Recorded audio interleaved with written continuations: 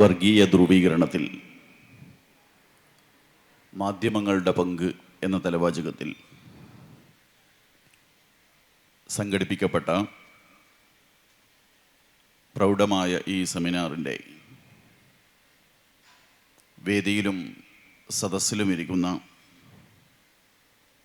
ബഹുമാന്യരായ സഹോദരന്മാരെ, സഹോദരിമാരെ, നിങ്ങൾക്ക് ഏവർക്കും ഊഷ്മളമായ അഭിവാദ്യം ആദ്യമായി നേരുകയാണ്. മലയാളത്തിലെ ക്രാന്തദർശിയായ എഴുത്തുകാരൻ NS മാധവൻ എഴുതിയ തിരുത്ത് എന്ന കഥയെ മുൻനിർത്തിക്കൊണ്ട് എൻ്റെ സംസാരത്തിന് തുടക്കമിടാം എന്ന് ഞാൻ വിചാരിക്കുകയാണ്. ബാബരി മസ്ജിദ് തകർക്കപ്പെട്ട ഒരു കാലയളവിലാണ് NS മാധവൻ തിരുത്ത് എന്ന കഥ എഴുതിയിട്ടുണ്ടായിരുന്നത്. ആ കഥയിലെ കേന്ദ്ര പ്രമേയവും അതിൻ്റെ ഇതിവൃത്തമായി അദ്ദേഹം സ്വീകരിച്ച വിഷയവുമെല്ലാം തന്നെയും ബാബരി മസ്ജിദുമായി ബന്ധപ്പെട്ടുകൊണ്ട് തന്നെയാണ്. ബാബരി മസ്ജിദ് തകർക്കപ്പെട്ട ഒരു ദിനത്തിൽ ഇന്ത്യയിലെ അറിയപ്പെടുന്ന ഒരു ദേശീയ മാധ്യമത്തിൽ അതിൻ്റെ ഡെസ്കിൽ നടക്കുന്ന ഒരു ചർച്ചയാണ് അദ്ദേഹം ഈ കഥയിൽ ഇതിവൃത്തമായി സ്വീകരിച്ചിട്ടുള്ളത്. ആ കഥയിലെ കേന്ദ്ര കഥാപാത്രമാണ് ചുല്യാറ്റ്. അദ്ദേഹം ആ പത്രമാധ്യമത്തിൻ്റെ പത്രാധിപരാണ്. ബാബരി മസ്ജിദ് തകർക്കപ്പെട്ട ആ ദിവസം അദ്ദേഹം വീട്ടിൽ വിശ്രമിക്കുകയാണ്. വീട്ടിൽ വിശ്രമിക്കുന്ന അദ്ദേഹത്തിന് ന്യൂസ് കിട്ടുന്നു, ബാബരി മസ്ജിദ് തകർക്കപ്പെട്ടിരിക്കുന്നു. വാർത്ത അറിഞ്ഞ ഉടൻ തന്നെ അദ്ദേഹം തൻ്റെ മാധ്യമ സ്ഥാപനത്തിലേക്ക് പോകാൻ ഒരുങ്ങുകയാണ്. ഭാര്യ നിരുത്സാഹപ്പെടുത്തുന്നുണ്ട്. NS മാധവൻ അവിടെ ഒരു വാക്ക് പറഞ്ഞു വെക്കുന്നുണ്ട്, ചരിത്രത്തിലെ എല്ലാ നിർണായക ഘട്ടങ്ങളിലും ചുല്യാറ്റിന് പനിയായിരുന്നു എന്നാണ് NS മാധവൻ പറയുന്നത്. അഥവാ ഇന്ത്യൻ ദേശീയതയിൽ രൂപപ്പെട്ട സാമുദായികമായ സംഘർഷങ്ങളുടെ എല്ലാം സന്ദർഭത്തിലും ഇന്ത്യയിലെ മധ്യവർഗ സമൂഹം സ്വയം ശീലിച്ചു പോന്ന ഒരു മൗനത്തെയാണ്, അർത്ഥഗർഭമായ ഒരു മൗനത്തെയാണ് ആ ഒരൊറ്റ വരി കൊണ്ട് NS മാധവൻ അടയാളപ്പെടുത്തുന്നത്. എന്നാൽ ഇനിയും ഞാനിവിടെ പനി പിടിച്ചിരുന്ന് വിശ്രമിക്കുകയാണ് എങ്കിൽ അതിന് ഇന്ത്യൻ ദേശീയതയും മതനിരപേക്ഷതയും വലിയ വില കൊടുക്കേണ്ടി വരും എന്ന ഒരു തിരിച്ചറിവിലാണ് പനിയുടെ വേലിയേറ്റം പോലും വകവെക്കാതെ അദ്ദേഹം തൻ്റെ പത്രത്തിലേക്ക് യാത്ര തിരിക്കുന്നത്. പത്രത്തിലെത്തി അദ്ദേഹം ആദ്യമായി ചോദിക്കുന്നത്, എന്താണ് നാളെ പത്രത്തിന് തലക്കെട്ട് കൊടുത്തിരിക്കുന്നത്? ഉടൻ തന്നെ തൻ്റെ കൂട്ടുകാരെല്ലാം തന്നെയും അദ്ദേഹത്തിന് ആ തലക്കെട്ട് എടുത്തു കൊടുക്കുകയാണ്. തലക്കെട്ട് വായിക്കുന്ന അദ്ദേഹം ക്ഷുഭിതനായി പോകുന്നു. കാരണം തലക്കെട്ട് തർക്കമന്ദിരം തകർക്കപ്പെട്ടു എന്നതാണ്. വല്ലാത്ത ഒരു വികാര ക്ഷോഭത്തോടു കൂടി അദ്ദേഹം ചോദിക്കുന്നുണ്ട്, ആരാണ് ഈ തലക്കെട്ട് കൊടുത്തത്? ആരാണെങ്കിലും അവർ നാളെ മുതൽ ഈ പത്രത്തിൽ ജോലി ചെയ്യേണ്ടതില്ല എന്നാണ് അദ്ദേഹം പറയുന്നത്. എല്ലാവരുടെയും നോട്ടം സബ് എഡിറ്ററായിട്ടുള്ള സുഹറയുടെ മുഖത്തേക്കാണ്. കാരണം സുഹറയാണ് അന്ന് ആ തലക്കെട്ട് കൊടുക്കാൻ വിധിക്കപ്പെട്ടത്. ഇന്ത്യ ദേശീയതയിലെ മതനിരപേക്ഷതയുമായി ബന്ധപ്പെട്ടുകൊണ്ട് നിലനിൽക്കുന്ന ഒരു വിഷയത്തിൽ, അത് തകർക്കപ്പെട്ട ഒരു സന്ദർഭത്തിൽ ഇന്ത്യയിലെ തന്നെ ഒരു ദേശീയ മുസ്ലിം എന്നുള്ള നിലക്ക് സുഹറ കൊടുക്കേണ്ട തലക്കെട്ടായിരുന്നു അവളുടെ നിസ്സഹായത കൊണ്ട് അവൾ കൊടുത്തത്. ആ തിരിച്ചറിവുള്ള ചുല്യാറ്റ് വളരെ സ്നേഹത്തോടു കൂടി സുഹറയെ അടുത്ത് വിളിച്ച് സുഹറയിൽ നിന്ന് അവളുടെ നീല പെൻസിൽ കവർന്നെടുത്ത് തർക്കമന്ദിരം തകർക്കപ്പെട്ടു എന്നതിലെ തർക്കമന്ദിരം എന്നത് ഒരു ഉളി പോലെ അദ്ദേഹം ചുരണ്ടിയെടുത്ത് പകരം അവിടെ ബാബരി മസ്ജിദ് തകർക്കപ്പെട്ടു എന്ന് എഴുതുന്നിടത്താണ് തിരുത്ത് അവസാനിക്കുന്നത്. ഒട്ടൊരു നന്ദിയോടുകൂടി ചറപറ പെയ്യുന്ന കണ്ണുനീർത്തുള്ളികളോടുകൂടി സുഹ്റ ചുല്യാറ്റിൻ്റെ കൈപിടിച്ച് പറയുന്നു, സാർ ഒരുപാട് നന്ദിയുണ്ട് എന്ന്. അഥവാ ഇന്ത്യൻ ദേശീയതയിൽ, ഇന്ത്യൻ മതനിരപേക്ഷതയിൽ പോറലേൽക്കപ്പെടുന്ന എല്ലാ ചരിത്ര സന്ദർഭത്തിലും ഇന്ത്യയിലെ മാധ്യമ സ്ഥാപനങ്ങൾ ആ പൗരസമൂഹത്തിന് വേണ്ടി ഒരു കാവലിരിക്കേണ്ടതുണ്ട് എന്ന ഒരു സാമൂഹികമായ ജാഗ്രതയായിരുന്നു NS മാധവൻ തൻ്റെ തിരുത്ത് എന്ന് പറയുന്ന കഥയിലൂടെ പകർന്നു നൽകിയിട്ടുണ്ടായിരുന്നത്. NS മാധവൻ എഴുതിയ ഈ കഥ ഇപ്പോൾ ഏകദേശം 10-30 വർഷം കഴിഞ്ഞ് 20 വർഷം കഴിഞ്ഞു പോയിരിക്കുന്നു. ഏറ്റവും അവസാനമായി കൊണ്ട് നമുക്കറിയാവുന്നതുപോലെ ബാബരി മസ്ജിദ് വിഷയവുമായി ബന്ധപ്പെട്ടുകൊണ്ട് പുതിയ കുതൂഹലങ്ങൾ ഉയർന്നു വന്ന ഒരു സന്ദർഭത്തിൽ തർക്കമന്ദിരം എന്നെഴുതുവാൻ മെയ്വൈദഗ്ധ്യം കാണിച്ച മാധ്യമങ്ങൾ പോലും തർക്കമന്ദിരം എന്ന് പോയി ബാബരി മസ്ജിദ് എന്നതും പോയി തീർത്തും രാമക്ഷേത്രം എന്ന് എഴുതുന്നതിലേക്കാണ് ഇന്ന് എത്തി നിൽക്കുന്നത് എന്നതാണ് നമ്മൾ മനസ്സിലാക്കിയെടുക്കേണ്ടത്. അഥവാ നമ്മുടെ ഈ വിഷയവുമായി ബന്ധപ്പെട്ടുകൊണ്ട് കേരളീയ സമൂഹത്തിൽ വർഗീയ ധ്രുവീകരണം ഉണ്ടാക്കുന്നതിൽ നമ്മുടെ മുഖ്യധാരാ മാധ്യമങ്ങൾ എത്രമാത്രം പങ്കുവഹിക്കുന്നു എന്ന ഒരു ചോദ്യത്തിൻ്റെ മുമ്പിൽ ഇപ്പോഴും നമുക്ക് സമർപ്പിക്കാൻ കഴിയുന്ന ഒരു ബദൽ നിലപാടായിക്കൊണ്ട് NS മാധവൻ്റെ ചുല്യാറ്റിൻ്റെ പത്രസ്ഥാപനവും നിവർന്നു തന്നെ നിൽക്കുന്നു എന്നതാണ് നമ്മൾ മനസ്സിലാക്കിയെടുക്കേണ്ടത്. സാമുദായികമായ ധ്രുവീകരണം എന്ന് പറയുമ്പോൾ അതിൻ്റെ നേരെ ഇപ്പുറത്ത് വരുന്നതാണ് സാമുദായികമായ സൗഹാർദ്ദം എന്ന് പറയുന്നത്. ആ സാമുദായികമായ സൗഹാർദ്ദം തകർക്കപ്പെടുന്നതിനെ സംബന്ധിച്ചാണ് നമ്മൾ ആശങ്കിക്കുന്നത്. നമുക്കറിയാവുന്നതുപോലെ സാംസ്കാരിക വൈവിധ്യങ്ങളുടെ നിറക്കൂട്ടിൽ ചാലിച്ചെടുത്ത ഒരു ദേശബോധം, ദേശപാരമ്പര്യം, ഇതാണ് ഇന്ത്യയെ സംബന്ധിച്ചിടത്തോളം നമുക്ക് എക്കാലവും അവകാശപ്പെടുവാനുള്ളത്. നാനാത്വത്തിൽ ഏകത്വം എന്നുള്ളത് നമ്മുടെ രാജ്യത്തെക്കുറിച്ച്, നമ്മുടെ ദേശത്തെക്കുറിച്ച് നാം ഏവരും കൊണ്ടു നടക്കുന്ന മഴവിൽ സമാനമായ ഒരു സ്വപ്നമാണ്. അഥവാ ഈ രാജ്യത്ത് അധിവസിക്കുന്ന ഓരോ ജനതക്കും പാരമ്പര്യ തുടർച്ചയും പൗരാണികതയും പകർന്നു നൽകി ഒരൊറ്റ ഇന്ത്യ, ഒരൊറ്റ രാജ്യം എന്ന ആത്മബോധത്തിലേക്ക് നാം എത്തിച്ചേരുക എന്നതാണ് അതുകൊണ്ട് നമ്മൾ അർത്ഥമാക്കാറുള്ളത്. അതുകൊണ്ട് തന്നെ സാംസ്കാരികമായ വൈവിധ്യങ്ങൾ, മതപരമായ വൈജാത്യങ്ങൾ എന്ന് പറയുന്നത് ഇന്ത്യയെ സംബന്ധിച്ചിടത്തോളം ഒരു ശാപമായിരുന്നില്ല. ഇന്ത്യയുടെ സാമൂഹ്യ പുരോഗതിയെ അതൊട്ടും നിശ്ചലമാക്കിയുമില്ല. മറിച്ച് ഇത്രയേറെ സാംസ്കാരിക വൈവിധ്യങ്ങൾ ഉണ്ടായിട്ടും, മതപരമായ വൈജാത്യങ്ങൾ ഏറെയുണ്ടായിട്ടും, അറിഞ്ഞും സഹകരിച്ചും സംവദിച്ചും നാം മുന്നോട്ട് പോയി എന്നതാണ് ഇന്ത്യയുടെ ചരിത്രം, ഇന്ത്യയുടെ പാരമ്പര്യം എന്ന് പറയുന്നത്. ഭാഷ കൊണ്ട്, വേഷം കൊണ്ട്, സംസ്കാരം കൊണ്ട് ഇന്ത്യ ഒരിക്കലും ഒരൊറ്റ രാജ്യമായിരുന്നില്ല. മറിച്ച് നാനാ ഭാഷകൾ സംസാരിച്ച്, നാനാ മതങ്ങളിൽ പുലർന്ന്, നാനാ ദേശങ്ങളിൽ ജീവിച്ച് എണ്ണിയാലൊടുങ്ങാത്ത നരവംശങ്ങളായി കൊണ്ടാണ് ഇന്ത്യ മുന്നോട്ട് പോയത് എന്ന് നമുക്ക് കാണാൻ കഴിയും. അപ്പം ഇന്ത്യയുടെ ഈ സാംസ്കാരിക വൈവിധ്യങ്ങളുടെ സൗന്ദര്യാത്മകമായിട്ടുള്ള ഒരു തുടർച്ച അത് നമുക്കിന്ന് കേരളത്തിലും കാണുവാൻ കഴിയുന്നുണ്ട്. കേരളത്തെ സംബന്ധിച്ചിടത്തോളം ഇന്ന് പലപ്പോഴും മതത്തെ മുൻനിർത്തിയിട്ടുള്ള വല്ലാതെ വേവലാതികൾ ഉയർന്നുകൊണ്ടിരിക്കുകയാണ്. ഒന്നുകൂടി വ്യക്തമാക്കി പറഞ്ഞാൽ മതത്തെ ചൊല്ലിയുള്ള മതേതര ഭീതികൾ നമ്മുടെ കേരളീയ സമൂഹത്തിൽ ഇന്ന് ഉൽപ്പാദിപ്പിക്കപ്പെട്ടുകൊണ്ടിരിക്കുന്നു എന്നതാണ്. അഥവാ കേരളീയ നവോത്ഥാനവും പുരോഗമന കേരളവും എല്ലാം ഒരു കാലത്ത് പടികടത്തിയിട്ടുള്ള മതം ഇന്ന് കൂടുതൽ അപകടകരമായി കൊണ്ട് തിരിച്ചു വന്നുകൊണ്ടിരിക്കുന്നു എന്നും അത് കേരളത്തിൻ്റെ മതനിരപേക്ഷതയ്ക്ക് വലിയ പോറലേൽപ്പിച്ചു കൊണ്ടിരിക്കുന്നു എന്നുമൊക്കെയുള്ള വിമർശനങ്ങൾ ധാരാളമായി കൊണ്ട് ഇവിടെ ഉയർന്നു വന്നുകൊണ്ടിരിക്കുകയാണ്. കാര്യങ്ങളെ ഒരു ഉപരിപ്ലവമായി കൊണ്ട് നോക്കുമ്പോൾ അതിൽ ചില ശരികളില്ലേ എന്ന് നമുക്ക് സംശയിക്കാൻ ആകാവുന്നതേയുള്ളൂ.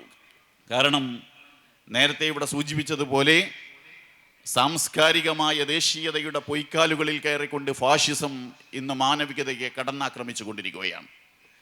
അതൊരാചാരമേൽക്കോയ്മയായിക്കൊണ്ട്, ഒരു ഭക്ഷണശീലമായിക്കൊണ്ട്, ഒരു സാംസ്കാരികമായ അധീശത്വമായിക്കൊണ്ട് മാനവിക സമൂഹത്തെ ഒന്നടങ്കം ഇന്ന് വെല്ലുവിളിച്ചു കൊണ്ടിരിക്കുകയാണ്. എന്നാൽ സംഘപരിവാർ പ്രതിനിധീകരിക്കുന്ന ഈ മതത്തിൻ്റെ മറപിടിച്ചുള്ള, മതത്തിൻ്റെ പ്രച്ഛന്നവേഷമണിഞ്ഞിട്ടുള്ള സാംസ്കാരികമായ ദേശീയതയെയും യഥാർത്ഥമായിട്ടുള്ള ഒരു മതസഹിതമായ മതേതരത്വത്തെയും വേർതിരിച്ചു കാണുവാൻ നമുക്ക് കഴിയേണ്ടതുണ്ട് എന്നതാണ്. നിർഭാഗ്യവശാൽ അങ്ങനെ കാണുവാൻ നമ്മുടെ മാധ്യമങ്ങൾക്കോ നമ്മുടെ മതനിരപേക്ഷ സമൂഹത്തിനോ പലപ്പോഴും സാധിക്കുന്നില്ല. അതുകൊണ്ട് എന്ത് സംഭവിക്കുന്നു എന്ന് ചോദിച്ചാൽ, ന്യൂനപക്ഷ വർഗീയത സമം ഭൂരിപക്ഷ വർഗീയത, ഹിന്ദു രാഷ്ട്രം സമം ഇസ്ലാമിക രാഷ്ട്രം, ഇങ്ങനെയൊക്കെയുള്ള ചില പതിവ് നിർവചനങ്ങളിലൂടെ, സമീകരണ യുക്തികളിലൂടെ അവർ പലപ്പോഴും മുന്നോട്ട് പോയിക്കൊണ്ടിരിക്കുന്നു എന്നതാണ്. മതസഹിതമായ മതേതരത്വം എന്ന് ഞാൻ വെറുതെ സൂചിപ്പിച്ചതല്ല. പലപ്പോഴും നമ്മൾ മനസ്സിലാക്കിയിട്ടുള്ളത് ഈ മതേതരത്വം എന്ന് പറയുന്നത് 19-ാം നൂറ്റാണ്ടോടുകൂടി യൂറോപ്പിൽ നിന്ന് കേരളത്തിലേക്ക്, ഇന്ത്യയിലേക്ക് ഇറക്കുമതി ചെയ്തിട്ടുള്ള ഒരു ആശയത്തിൻ്റെ പേരാണ് മതേതരത്വം എന്നാണ് നമ്മൾ തെറ്റിദ്ധരിച്ചിട്ടുള്ളത്. അല്ല, മതേതരത്വം എന്ന് പറയുന്നത് നമ്മെ സംബന്ധിച്ചിടത്തോളം നമ്മുടെ ജീവിതത്തിൻ്റെ താഴെത്തട്ടിൽ നമ്മൾ പരസ്പരം ജീവിച്ചുണ്ടാക്കിയിട്ടുള്ള ഒരു അനുഭവത്തിൻ്റെ പേരാണ്. മതങ്ങൾക്ക് അപ്പുറവും ഇപ്പുറവും ഇരുന്ന് പരസ്പര സഹകരണത്തോടു കൂടി മുന്നോട്ട് പോയപ്പോൾ, അന്യോന്യാശ്രിതമായ ഒരു ജീവിതത്തിലൂടെ മാത്രമേ ജീവിതം സാധ്യമാവുകയുള്ളൂ എന്ന് വന്നപ്പോൾ, നാം തന്നെ കണ്ടെത്തിയിട്ടുള്ള ഒരു ജീവിത അനുഭവത്തിൻ്റെ പേരാണ്, ജീവിത പരിസരത്തിൻ്റെ പേരാണ് മതേതരത്വം എന്ന് പറയുന്നത്. ആ മതേതരത്വം നമ്മുടെ ചായക്കടകളിൽ ഉണ്ടായിട്ടുണ്ട്, നമ്മുടെ കാർഷിക ഇടങ്ങളിൽ ഉണ്ടായിട്ടുണ്ട്, നമ്മുടെ പള്ളിക്കൂടങ്ങളിൽ വഴിഞ്ഞൊഴുകിയിട്ടുണ്ട്, നമ്മുടെ ആശയ സംവാദങ്ങളെപ്പോലും അത് ജ്വലിപ്പിച്ച് നിർത്തിയിട്ടുണ്ട് എന്നതാണ് നമ്മൾ മനസ്സിലാക്കിയെടുക്കേണ്ടത്. എന്നാൽ ഈ മതസഹിത മതേതരത്വം എന്ന് പറയുന്നത് വളരെ അപകടകരമായ രൂപത്തിലാണ് ഇന്ന് പലപ്പോഴും അവതരിപ്പിക്കപ്പെട്ടുകൊണ്ടിരിക്കുന്നത്. പലപ്പോഴും മാധ്യമങ്ങൾ ഇതിനെ കാണാതെ ഇവിടെയുള്ള മുസ്ലിം ചലനങ്ങളെപ്പോലും അല്ലെങ്കിൽ ന്യൂനപക്ഷങ്ങളുടെ ആക്ടിവിസങ്ങളെപ്പോലും വളരെ അപകടകരമായി കൊണ്ട് സംഘപരിവാറിൻ്റെ ഫാഷിസത്തോട് ചേർത്ത് വെച്ചുകൊണ്ട് സമീകരിക്കുന്നു എന്നതാണ് ഏറ്റവും നിർഭാഗ്യകരമായിട്ടുള്ളൊരു കാര്യം എന്ന് പറയുന്നത്. ഇവിടുത്തെ എൻ്റെ തലക്കെട്ടിലുള്ളൊരു ചോദ്യം, ന്യൂനപക്ഷ മുഖമുള്ള പത്രമാധ്യമങ്ങൾ, അവയുടെ നിലപാടുകൾ അത് സാമുദായികമായ ധ്രുവീകരണത്തിന് ആക്കം കൂട്ടുന്നുണ്ട് എന്നുള്ള വിമർശനം ശരിയാണോ എന്നുള്ളതാണ്. ഞാൻ പറഞ്ഞു വരുന്നത്, എന്തുകൊണ്ടാണ് ന്യൂനപക്ഷ മുഖമുള്ള സംഘടനയ്ക്ക് അല്ലെങ്കിൽ ന്യൂനപക്ഷ സമൂഹത്തിന് പ്രത്യേകമായിട്ടുള്ള പത്രങ്ങളും മാധ്യമങ്ങളും അവരുടേതായിട്ടുള്ള നവസാമൂഹിക മാധ്യമങ്ങളും സ്ഥാപനങ്ങളും ഒക്കെ തുടങ്ങുവാനുണ്ടായ കാരണം എന്നതിനെ സംബന്ധിച്ച് നമ്മൾ ആലോചിച്ച് നോക്കേണ്ടതുണ്ട്. സ്വത്വം എന്ന് പറയുന്നത് വളരെ അപകടകരമായി കൊണ്ട് കഴിഞ്ഞ പ്രഭാഷകൻ ഇവിടെ അവതരിപ്പിക്കുകയുണ്ടായി. സ്വത്വം എന്ന് പറയുന്നത് അപകടം പിടിച്ചിട്ടുള്ള ഒരു കാര്യമല്ല, സ്വത്വബോധവും അപകടം പിടിച്ചിട്ടുള്ള ഒരു കാര്യമല്ല. അപകടകരമാകുന്നത് എന്ത് എന്ന് ചോദിച്ചാൽ, ആ സ്വത്വബോധത്തിൻ്റെ ഭാഗമായി കൊണ്ട് അതിരുകവിയുന്ന സ്വത്വവാദവും ആ സ്വത്വവാദത്തിൻ്റെ ഭാഗമായി കൊണ്ട് രൂപപ്പെടുന്ന അന്ധമായ അപരവിദ്വേഷവുമാണ് ഏറ്റവും വലിയ അപകടം എന്ന് പറയുന്നത്. സ്വത്വബോധവും സ്വത്വരാഷ്ട്രീയവും എതിർക്കപ്പെടണം എന്ന് പറഞ്ഞാൽ പിന്നെ ഈ രാജ്യത്ത് അധിവസിക്കുന്ന മുസ്ലിം സമൂഹത്തിന് പിന്നെ എവിടെയാണ് രാഷ്ട്രീയമായ സ്പേസ് ഉള്ളത്, സാംസ്കാരികമായ സ്പേസ് ഉള്ളത് എവിടെയാണ്? ചരിത്രപരമായി കൊണ്ട് അതിജീവനത്തിന് വേണ്ടി ശ്രമിച്ചുകൊണ്ടിരിക്കുന്ന മുസ്ലിം ന്യൂനപക്ഷങ്ങൾക്ക് വേണ്ടി പ്രവർത്തിക്കുന്ന മുസ്ലിം ലീഗിന് എവിടെയാണ് പിന്നെ ഒരു ചരിത്രപരമായ സ്പേസ് ഉള്ളത് എന്നതാണ് നമ്മൾ ആലോചിക്കേണ്ടത്. അതുകൊണ്ട് മുസ്ലിം ലീഗ് അടക്കമുള്ള സാമുദായിക രാഷ്ട്രീയ സംഘടനകളൊക്കെ നിർവഹിച്ചിട്ടുള്ള ചരിത്രപരമായിട്ടുള്ള അവരുടെ ഇടപെടലൊക്കെ എവിടെ വെച്ചുകൊണ്ട് നിർവഹിച്ചിട്ടുണ്ട് എന്ന് ചോദിച്ചാൽ ഈ സ്വത്വത്തിൻ്റെയും സ്വത്വബോധത്തിൻ്റെയും അടിസ്ഥാനത്തിലാണ് എന്നതാണ്. അതുകൊണ്ട് ഈ സ്വത്വബോധത്തിൻ്റെ അടിസ്ഥാനത്തിൽ ചിന്തിച്ചാൽ ഇന്ത്യയിലെ മുസ്ലിം ന്യൂനപക്ഷങ്ങൾ വലിയ ഒരു സ്വത്വ പ്രതിസന്ധിയിലൂടെ, ഐഡന്റിറ്റി ക്രൈസിസിലൂടെയാണ് ഇന്ന് മുന്നോട്ട് പോയിക്കൊണ്ടിരിക്കുന്നത്. ഒന്ന്, ഭരണകൂടപരമായ ഭീകരത അവരനുഭവിച്ചു കൊണ്ടിരിക്കുന്നു.